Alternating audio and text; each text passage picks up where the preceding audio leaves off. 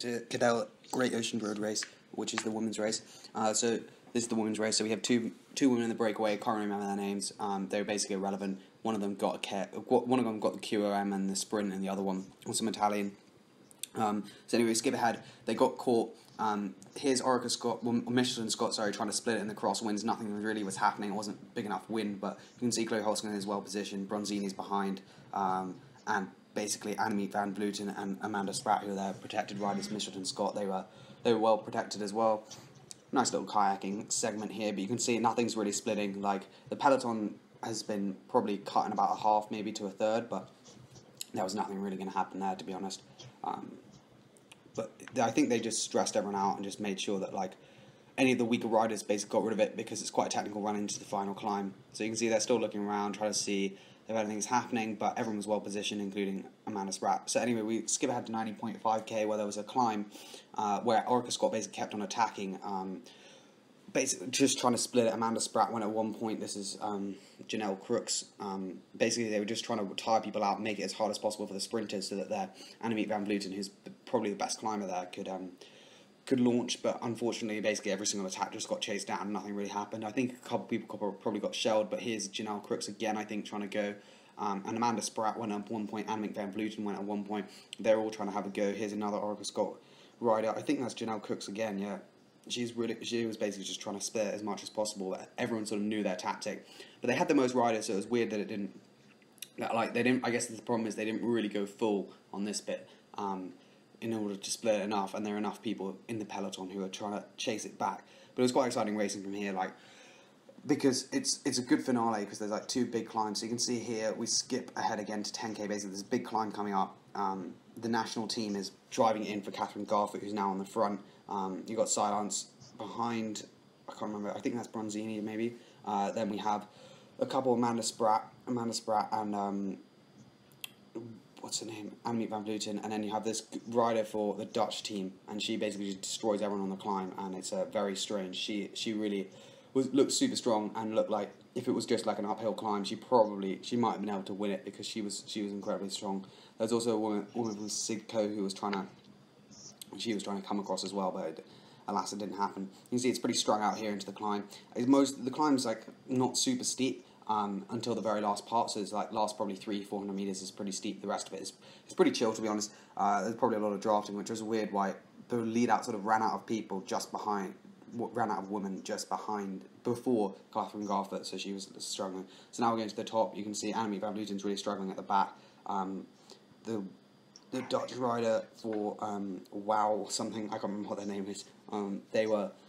She was struggling, but she managed to just get across. So she was the one who really launched the attack. And Catherine Garfoot here, I'm not really sure what she's doing, because in reality she's not gonna actually have a breakaway from here, because unless the other two don't like start riding, but like. It was downhill and not super technical either, so it's quite easy. So anyway, you can see they all joined up just before. There's one last climb, but it's really short and quite steep. But you probably could do a bit of damage, but nothing crazy. I think Catherine Garfoot there probably should have just stayed with all the other riders and left her energy for the very last one, because on that one it was quite close to the finish, so she managed to punch ahead of everyone else there. You can see it's a really steep climb here, so if she had a bit more energy and managed to punch here, she probably could have soloed to the line, but instead they all came back. They all basically rode together over the top. There was no one really looking like they were gonna get dropped. I mean, Annemiek van Vleuten's in the higher hours, you can definitely tell, but she's not really gonna get dropped, because she can just it's not long enough really, and she can push herself just hard enough. But number 14, I can't remember what her name is. I will look it up and probably put a caption somewhere. But she looked super strong all day.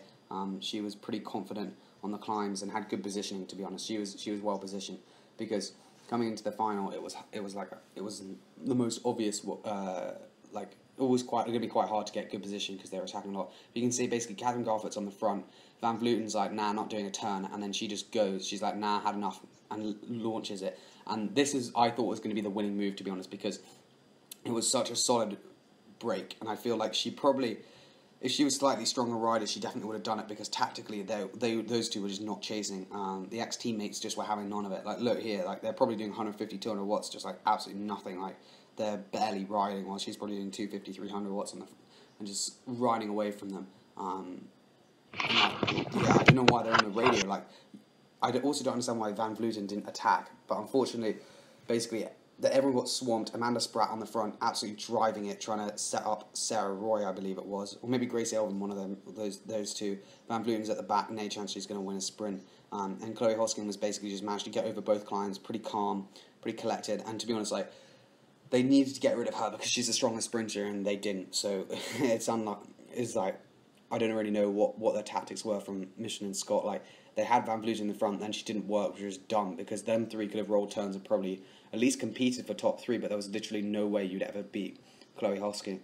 So you can see the sprint, 1.5k to go. Like, she could have done it, the one in the green, but in reality, she would have had to really pull quite hard, and also Michelin and Scott would have had to sort of been a bit of disarray, but because there were actually quite a lot of riders. A lot of riders got over the top. I think the pace must have not been that high, and then when they all regrouped, they suddenly absolutely started smashing it.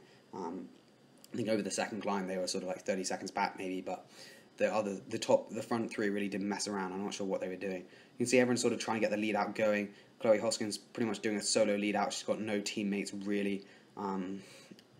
Like here, I'm not really sure what the tactics were, because Michelin Scott again was sort of like a bit missing. It was sort of, their tactics all day were a bit off. Amanda Spratt's leading out, but there's no way she's going to be leading out at a fast enough rate. You can see a lot of people freewheeling or whatever, moving up on the outside. You can see clearly the pace just isn't fast enough. There's no way she's going to be lead out from sort of like 1.5k, 2k to go to 200 meters. I mean, there's just no way that's going to happen. So you can see Van Vleuten's on the back. She knows she's not going to win. She can't sprint really compared to these other bigger riders. So Chloe Hoskins in perfect position, third wheel, right behind the Oracle Scott sprinter, who I believe is Gracie Elvin. It might be Sarah Roy. I think Sarah Roy got dropped. And you can see there's some of the national team riders, but in reality there's a crash also coming on the left-hand side. Not really sure what's happened. People look pretty angry, to be honest, when it happened. The rider who went down, she was gesticulating angry. But you can see Chloe Hoskins goes on the left-hand side of the road, and it's just, that's it, game over. There's no way. Like, look how far, like, how big of a gap she puts in already in about 3 or 4 pedal strokes. Silence on the right, Georgia Bronzini, no chance. Chloe Hoskins, easy win. Puts both hands in the air. Pretty chilled out, to be honest.